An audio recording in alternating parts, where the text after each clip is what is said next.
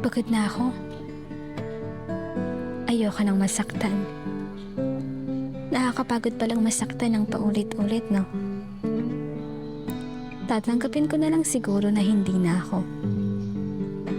Na biglang hindi na ako. Yun ang sabi mo. Kaya kahit masakit, pipilitin ko ang sarili kong kayanin na lang. Kasi wala naman akong choice. Nagtiis na ako Nagmukha na akong tanga. Nagawa ko na rin magmakaawa sa'yo. Huwag mo lang akong iwan. Nagawa ko na nga lahat ng alam kong paraan. Pero lahat ng ngayon baliwala na. Pagod na ako.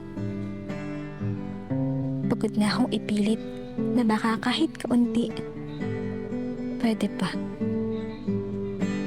Na kahit kaunti sana, ako pa.